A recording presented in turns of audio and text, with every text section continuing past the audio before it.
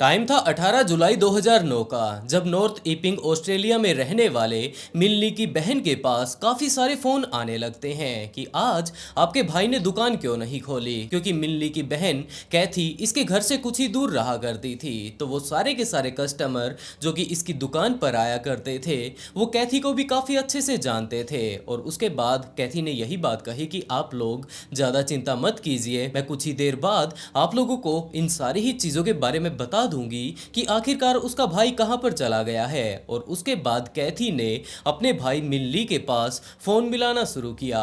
अगली काफी देर तक वो फोन ट्राई करती रहती है, लेकिन उसका भाई मिल्ली उसका फोन उठाता ही नहीं है। कैथी इस टाइम अपने भाई मिल्ली से करीबन 200-300 मीटर दूर दूसरे घर में रहा करती थी। तो उसने अपने पति रॉबर्ट के पास जाकर सारी की सारी कहानी के बारे में बताया कि आज उसके भाई ने पता नहीं दुकान क्यों नहीं खोली। वो हर रोज दुकान खोलता है क्योंकि उसके भाई मिल्ली की एक न्यूज़पेपर एजेंसी थी। हर रोज वो काम पर जाया करता था, और तो और वो संडे के दिन भी जब छुट्टी हो जाया करती थी, उस टाइम भी वो अपना ज्यादातर टाइम अपनी दुकान पर ही बिताया करता था। ऐसा दिन कभी भी नहीं गया जब वो अपनी दुकान पर ना जाए या फिर ज्यादा से ज्यादा अपना टाइम अपनी दुकान पर ना बिताए। तो अब वो बहुत ज्यादा परेशान तो हो ही चुकी थी, तो वो अपने पति रॉबर्ट के पास जाती है और अपने पति को पूरे ही घटना के बारे में बता लेने के बाद उसे भी यही बात कहती है कि वो उसके साथ उसके भाई के घर पर चले, ताकि वो दोनों ही वहां पर अपने भाई के घर पर जाकर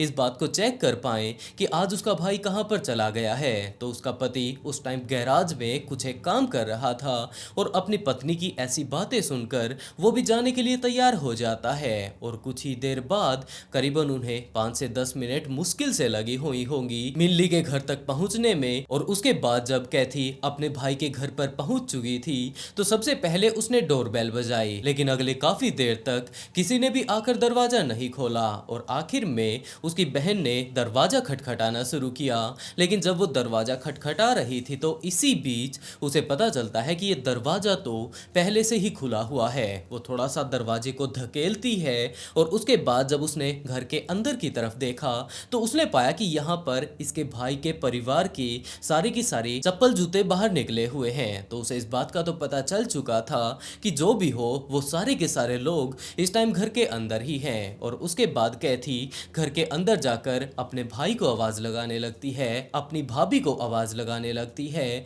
और इसके साथ साथ उसे ये बात काफी ज्यादा अजीब लग रही थी कि जब भी वो पहले यहाँ पर आया करती थी तो उसके भाई के बच्चे तब तक तो उससे आकर लिपट जाया करते थे कि उनकी बुआ आई है, लेकिन आज ऐसा कुछ भी नहीं हुआ। तो इसी बात को चेक करने के लिए वो पर्सनली एक एक रूम में जाकर उन्हें चेक करने लगती है। पीछे पीछे रॉबर्ट भी इस टाइम अपनी पत्नी के साथ यहाँ पर आ चुका था, तो वो बाकी कमरों में जाकर देखने लगता है। और उसके बाद तो कैथी के मुंह से एक काफी ज्यादा खौफनाक चीख निकलती है, क्योंकि वो जैसे ही एक कमरे के अंदर घुसती है तो वहां की जो दीवारें थी वो खून से लाल हो चुकी थी। उसने जब नीचे की तरफ देखा तो वहां पर बेड पर उसके भाई की डेड बॉडी पड़ी हुई थी। I turned around. I saw my sister-in-law lying on the bed, and I also saw the blood marks. वहीं पर साइड में बेड के दूसरी तरफ उसकी भाभी की डेड बॉडी पड़ी हुई थी। और जिस भी कमरे में इस टाइम वो लोग जा रहे थे वहां पर चारों ही तरफ लाशें बिछी हुई थी। इन सारी ही चीज़ों को देखकर वो हद से ज़्यादा घबरा जाती है। तुरंत वो घर से बाहर आती है, उसका पति रॉबर्ट उसे संभालता है। और जैसे ही वो लोग बाहर आते हैं तो उन्होंने वहां पर उनके जितने भी पड़ोसी थे उन्हें इन सारी ही चीज़ों के बारे में बताना शुरू किया।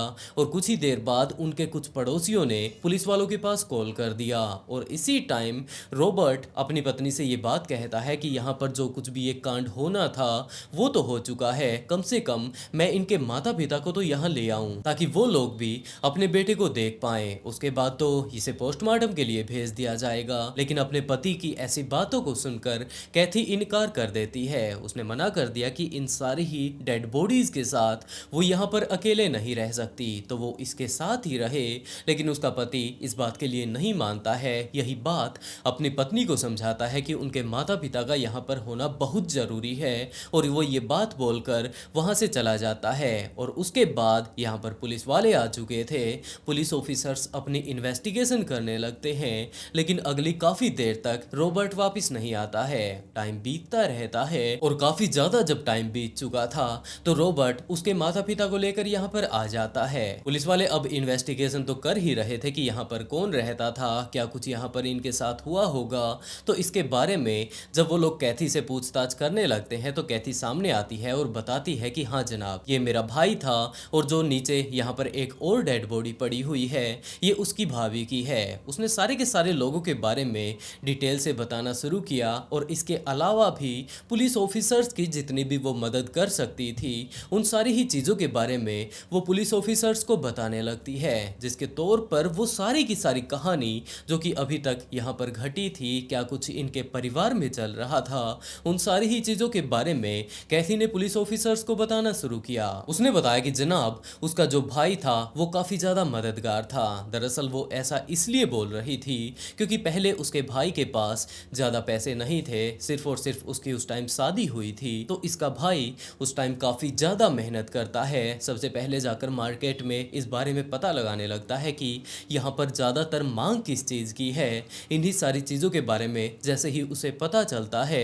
तो वो किसी और से पैसे उधार लेता है। उसके बाद कुछ एक पैसों का अपना घर वगैरह बेचकर वो और जुगाड़ करता है और आखिर में उसने एक न्यूज़ एजेंसी खोल ली। न्यूज़ एजेंसी वो खोल लेता है, ज़्यादा से ज़्यादा वो उसके ऊपर मेहनत करता है, दिन रात वो यहाँ पर काम करता रहा करता था। और इस बात का अंदाज़ा आप लोग इससे भी लगा सकते हैं कि वो संडे को भी छुट्टी नहीं किया करता था, जबकि पूरा का पूरा हफ्ता वो बिक्री वगैरह करता और उसके बाद जैसे ही संडे आता तो वो आराम करने के लिए अपने घर पर नहीं रहा करता था, जबकि दुकान में जाकर अपने सारे के सारे बिखरे हुए माल को वो वापस से संभालने लगता, मैनेजमेंट के ऊपर ध्यान देने लगता। और इसी तरीके से रात को भी वो काफ़ी बार तो इतनी ज़्यादा लेट हो जाया करता था कि यहाँ की सारी दुकानें बंद हो जाया करती थी। उसके बाद वो अपनी दुकान बंद करके वापस अपने घर पर जाया करता था। उसने अपने बिजनेस को आगे बढ़ाने के लिए हद से ज़्यादा मेहनत की थी और धीरे धीरे कर पहले तो इतनी ज़्यादा प्रोग्रेस इसके काम में नहीं हो रही थी, लेकिन जब ये हद से ज़्यादा मेहनत करता है तो धीरे धीरे कर ये प्रोग्रेस करने लगता है। उसके बाद पहले तो ये किराए पर रहा करता था, उसके बाद इसका खुद का घर हो जाता है। उसका भाई मिल्ली और उसकी पत्नी लिली साथ में मिलकर काफ़ी ज़्यादा मेहनत किया करते थे। इस टाइम इनके 3 बच्चे हो चुके थे। सबसे बड़ी उनकी लड़की प्रेडा इनकी मदद करने की कोशिश किया करती थी और इसके अलावा इनके 2 और भी बच्चे थे, एक था हेनरी और दूसरा था टेरी। और आज के अगर टाइम को अगर देखा जाए, जब वो इनके घर पर जाती है तो उस कातिल दरिंदे ने जिन्होंने कि इसके पूरे ही परिवार को मार डाला, उसने इन छोटे छोटे बच्चों को भी नहीं बख्शा, उसने इन्हें भी मार डाला। और इसके साथ साथ यहाँ पर लिली की बहन भी इन्हीं के घर पर रहा करती थी, क्योंकि उसके पास भी रहने के लिए जगह नहीं थी। इस टाइम वो जॉब नहीं लगी हुई थी, तो इरविन भी इन्हीं के साथ रहा करती थी, उसे भी जान से मार डाला। और इसका भाई तो काफ़ी ज़्यादा इस टाइम मेहनत कर ही रहा था और इसका भाई तो यहाँ पर काफ़ी ज़्यादा मेहनत कर ही रहा था। धीरे धीरे कर जब उसके पास पैसे आते हैं तो उसने खुद के लिए घर खरीद लिया, काफ़ी शानदार इसने घर खरीद लिया था। और उसके बाद जैसे जैसे धीरे धीरे टाइम बीतता है तो उसके पास थोड़े पैसे इकट्ठा हो जाते हैं और वो एक घर और खरीद लेता है। और उसने ये घर खरीदा था अपनी बहन कैथी के लिए, क्योंकि इस टाइम कैथी और उसके पति रॉबर्ट का भी अच्छा हाल नहीं था। दरअसल कैथी का पति आंख नाक और कान का डॉक्टर था, लेकिन उसका काम इतना अच्छे से नहीं चल रहा था, तो उसने अपना वो डॉक्टर वाला काम धंधा बंद करके एक रेस्टोरेंट स्टार्ट कर दिया। लेकिन उसका वो रेस्टोरेंट भी इतना अच्छे से नहीं चलता है और इस टाइम इनकी जिंदगी भी काफी ज्यादा लटकते हुए चल रही थी। तो अब मिनली को अपनी बहन के बारे में भी सारी कंडीशन काफी अच्छे से पता थी, तो उसने एक और घर खरीदा और वो था उसकी बहन के लिए। थोड़े दिनों बाद उसके पास थोड़े से पैसे फिर से इकट्ठा हो जाते हैं, तो उसने एक और घर खरीदा और वो था मिनली के माता पिता के लिए। अब इनकी पूरी की पूरी जो फैमिली थी एक ही जगह पर थोड़ी थोड़ी दूर पर घर बनाकर रह रही थी और सारी की सारी चीजें इनकी बिल्कुल सेट चल रही थी। लेकिन पता नहीं आज अचानक से इसके कस्टमर्स का इनके पास कॉल आता है कि उसके भाई ने दुकान नहीं खोली है। और ये बात नॉर्मल दिनों से काफी ज्यादा अजीब थी। तो इन सारी ही चीज़ों को सुन लेने के बाद पुलिस ऑफिसर्स को अंदाज़ा लगाने में बिल्कुल भी देरी नहीं लगती है कि इस बंदे के पास इस टाइम बहुत ज़्यादा पैसा हो चुका था, तो ज़रूर कोई ना कोई लुटेरा यहाँ पर आया होगा और उसने आकर इन सभी लोगों को काफ़ी ज़्यादा बेरहमी से मार डाला। इन सारी ही चीज़ों के बारे में जैसे ही पुलिस वालों को पता चलता है तो वो लोग जाकर उसके घर की इन्वेस्टिगेशन करने लगते हैं। वहाँ पर जितनी भी उन्हें तलाशी लेनी थी वो सारी ही ले ली थी, लेकिन उसके बाद पुलिस ऑफिसर्स के दिमाग में ये बात आती है कि यहाँ पर चोरी के लिए तो ये सारा काम नहीं किया गया है, क्योंकि जितना भी कैश वगैरह था, जितनी भी धन संपत्ति इनके पास थी, वो सारी की सारी यहीं पर रखी हुई है। तो यहाँ पर इन्हें मारने वाला कोई ना कोई इनका नजदीकी ही होगा। और जब इस बारे में वो लोग कैथी से बातें करते हैं तो उसने इस बात से इनकार कर दिया कि जनाब इनका कौन दुश्मन हो सकता है, इसकी तो किसी के साथ लड़ाई भी नहीं हुई थी, उसका भाई सिर्फ और सिर्फ अपने काम धंधे पर ध्यान रखा करता था, उसे बाहरी चीजों से कोई मतलब नहीं था, किसी के साथ वो लड़ाई नहीं किया करता था, तो इसे मारने वाला कौन हो सकता है। और इसी टाइम पुलिस ऑफिसर्स ने ये बात भी कैथी को बताई कि जो भी बंदा इन लोगों के पास आया था वो इनका काफी ज्यादा नजदीकी था, क्योंकि या तो उसने आकर दरवाजे को खुलवाया था या फिर उसके पास इस घर की दूसरी चाबी थी। और ये बात सुनते ही कैथी इस बात के लिए इनकार कर देती है कि इसके माता पिता तो इसे मारने से रहे और हम लोगों को तो इसने खुद ही एक घर खरीद कर दिया था, तो हम लोग इसे क्यों मारने लगे। इसी तरीके की कैथी से पूछताछ की जाती है और उसके बाद रॉबर्ट से भी पूछताछ की जाती है। और इसी टाइम पुलिस ऑफिसर्स को ये बात पता चलती है कि यहाँ पर जो भी बंदा यहाँ पर इन्हें मारने के लिए आया था वो व्यक्ति ना तो अपने कोई फिंगरप्रिंट छोड़कर गया है और ना ही कोई ऐसा सबूत छोड़कर गया है जिससे कि वो लोग अंदाजा लगा पाए कि इस क्राइम के पीछे कौन है। लेकिन एक ऐसा फुटस्टेप जरूर मौजूद था जो कि डायरेक्टली तो वहां पर नहीं छपा था, जरूर वो कातिल पहले से ही अपने पैरों में पन्नी वगैरह पहन कर आया होगा, लेकिन उस जूते को देख लेने के बाद ये बात जरूर पता चल रही थी कि जरूर ये जूता 9 से 10 नंबर का रहा होगा। और इसी टाइम जब पुलिस वाले रॉबर्ट से पूछताछ कर रहे थे तो वो अपनी बातों को थोड़ा गोलमोल करने की कोशिश कर रहा था। पुलिस वाले ये भी पूछते हैं कि आपको अपनी पत्नी के साथ उस टाइम उसी क्राइम सीन पर रहना चाहिए था, तो रॉबर्ट कुछ और बोल रहा था। तो धीरे धीरे कर पुलिस वालों को रॉबर्ट के ऊपर शक होने लगता है। Anything you may say or do will be recorded on DVD, video and audio, and may later be used in evidence of court. Do you understand that? Yep. Uncle Robert had discovered the crime scene with his wife Kathy. How long was it before you noticed the blood?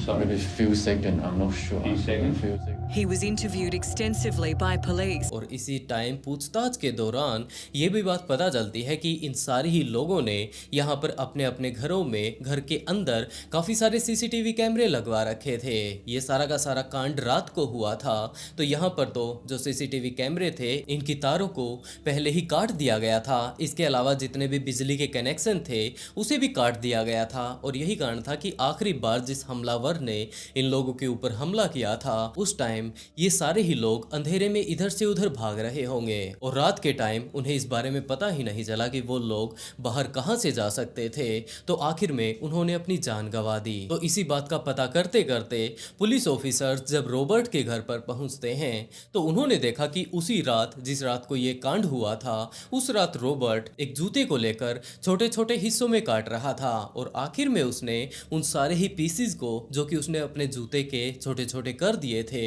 उन्हें flush करके toilet में बहा दिया था। लेकिन ये सारे ही सबूत रॉबर्ट को गिरफ्तार करने के लिए काफी नहीं थे। अभी तो पुलिस वाले कंफर्म ही नहीं थे कि इस कांड के पीछे रॉबर्ट ही है या नहीं। लेकिन दूसरी तरफ मीन फैमिली का एक सदस्य ब्रेडा अभी भी जिंदा थी, क्योंकि सारे के सारे लोग उस रात वहीं पर अपने घर पर थे। लेकिन ब्रेडा अपने कॉलेज टूर के चलते उस टाइम कहीं बाहर गई हुई थी। जिस टाइम वो टूर पर गई हुई थी तो उसके टीचर्स को इस बारे में इन्फॉर्म करके बता दिया जाता है कि इनके घर पर कुछ इस तरीके का कांड हो चुका है, तो इस लड़की को जल्द से जल्द आप लोग वापस भेज दीजिए। और जब ब्रेडा अपने एयरपोर्ट पर लैंड करती है, वहां से बाहर आती है, तो वहां पर काफी सारे रिपोर्टर्स जा पहुंचते हैं कि आपकी फैमिली के साथ कुछ ऐसा हो गया है कि आपके पिता की किसी के साथ दुश्मनी थी, या फिर आप बता सकती हैं ये सारे ही कांड किसने किए होंगे। लेकिन इस टाइम अगर ब्रेडा को देखा जाए तो उसकी तो हालत पहले से ही काफी ज्यादा खराब हो चुकी थी, जिसके बाद वो अपने आप को बचाते हुए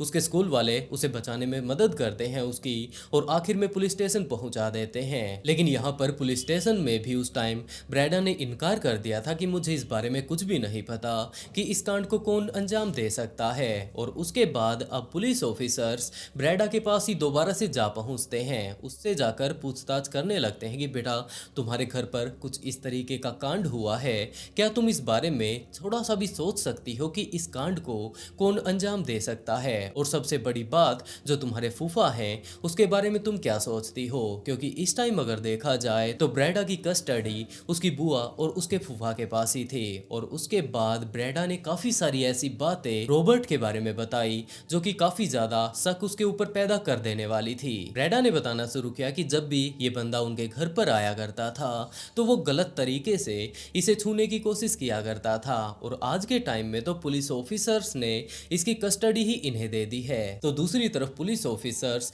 इस बात की भी चेकिंग करने लगते हैं कि उस टाइम तो जो कुछ भी हुआ था वो हो चुका है, लेकिन आज के टाइम में जो इनके न्यूज़पेपर एजेंसी से जितने भी पैसे आ रहे हैं उन सभी को आज के टाइम में कौन संभाल रहा है। और पुलिस ऑफिसर्स को पता चलता है कि उसे संभालने वाला कोई और नहीं जबकि रॉबर्ट और उसकी पत्नी कैथी है। और पूछताछ में ब्रैडा तो पहले से ही बता रही थी कि जब से ये इनके घर पर आकर रहने लगी है ये अपने आप को और ज्यादा अनकंफर्टेबल महसूस करने लगी है। ये बंदा गलत तरीके से उसे छूता है जो कि उसे बिल्कुल भी अच्छा नहीं लगता। इन्हीं सारी चीजों के बारे में जब पुलिस ऑफिसर्स को पता चलता है कि ये बंदा जूते भी काटकर फ्लश में बहा रहा था, इस तरीके से जितने भी पैसे इस लड़की के आ रहे हैं उन्हें ये लोग मैनेज कर रहे हैं, तो जरूर कुछ ना कुछ गड़बड़ है। जिसके चलते वो लोग रॉबर्ट के घर पर जा पहुंचते हैं और वहां पर उसके गैराज में जाकर जब वो लोग थोड़ी छानबीन करने लगते हैं तो वहां पर उन्हें एक ऐसा हथियार मिलता है जिसके ऊपर की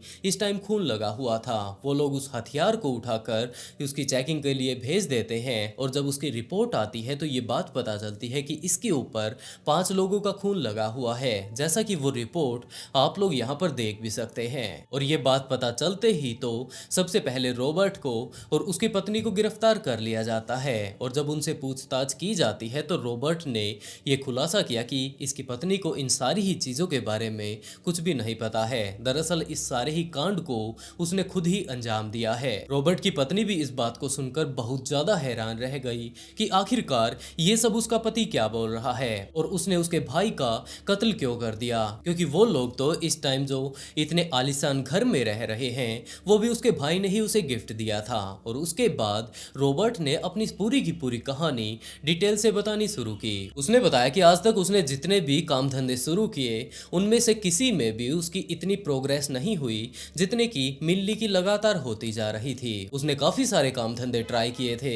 सबसे पहले वो एक डॉक्टर की जॉब करता है, लेकिन जब उसमें काम नहीं बनता है तो वो अपनी डिग्री को, अपनी सारी ही चीजों को एक साइड रखता है और उसके बाद रेस्टोरेंट शुरू कर देता है। उसके बाद भी उसने काफी सारे काम धंधों में अपना हाथ आजमाया, लेकिन कहीं पर भी उसे सक्सेस नहीं मिलती है। और मिल्ली को अगर देखा जाए तो वो तो सिर्फ और सिर्फ एक काम धंधे को शुरू करता है और उसके बाद आज हम लोग देख ही सकते हैं कि ये कितना बड़ा एम्पायर खड़ा कर चुका था। ये इस टाइम हम लोगों की भी मदद कर रहा था, अपने परिवार के लिए इसने क्या कुछ नहीं किया था। अपने माता पिता के लिए एक अलग से घर खरीद लिया था, सारी की सारी चीजें बिल्कुल अच्छे से चल रही थी। लेकिन चाइनीज अगर कल्चर के तौर पर अगर देखा जाए तो भले ही रॉबर्ट ने कितने भी प्रयास क्यों न किए हो अपने आप को सफल करने के लिए, अगर वो अनसक्सेसफुल था तो उसने मेहनत की ही नहीं, उसने मन लगाकर काम नहीं किया और वो अपने आप में एक फेलियर व्यक्ति था। इस बात को लेकर वो काफी ज्यादा निराश रहा करता था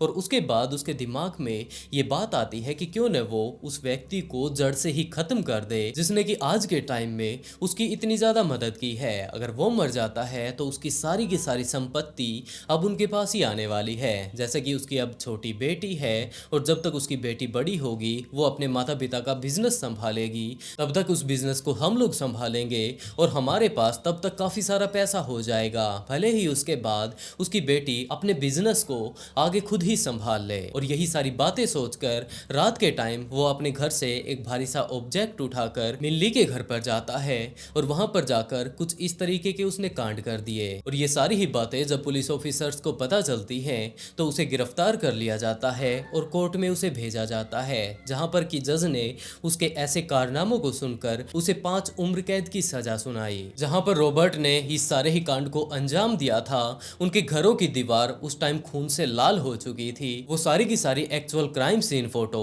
मैं आप लोगों को यहाँ पर यूट्यूब की कम्युनिटी गाइडलाइंस के कारण नहीं दिखा सकता, लेकिन अगर आप लोग उस एक्चुअल क्राइम सीन को देखना चाहते हैं तो आप लोग मेरे इंस्टाग्राम के ब्रॉडकास्ट चैनल या फिर टेलीग्राम चैनल पर जाकर उन्हें देख सकते हैं। लिंक डिस्क्रिप्शन में दिया गया है। वैसे दोस्तों, आप लोग इस केस के बारे में क्या सोचते हैं, जहां पर कि मिल्ली ने अपनी बहन की मदद की, अपने जीजा की मदद की, लेकिन दूसरी तरफ उस व्यक्ति ने इसको इतने ज्यादा बेरहमी से इसके पूरे के पूरे परिवार के साथ इसकी जान ले ली। आप लोग इस केस के बारे में क्या सोचते हैं, अपनी राय कमेंट बॉक्स में जरूर बताइएगा। और इसी के साथ दोस्तों, आज के लिए बस इतना ही। अगर वीडियो पसंद आई हो तो वीडियो को लाइक कर ब्लडी फाइल्स को सब्सक्राइब जरूर कर लें, क्योंकि इसी तरीके के काफी सारे ट्विस्टेड केस मैं यहाँ पर लेकर आता रहता हूँ। और इसी के साथ दोस्तों, आज का शाउट आउट प्रमोद को, and write a beautiful comment to get shout out in next video. बहुत जल्द मिलते हैं एक और नए ट्विस्टेड केस के साथ।